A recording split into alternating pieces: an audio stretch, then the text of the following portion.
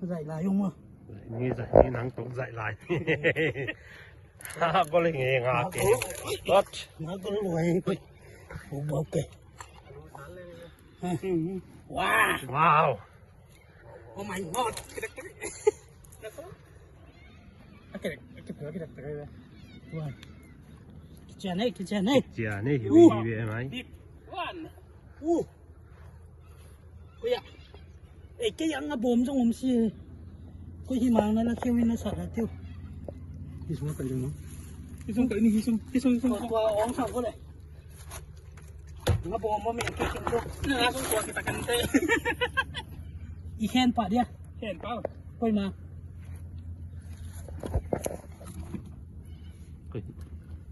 Kalau kalau main ada. Chia ni.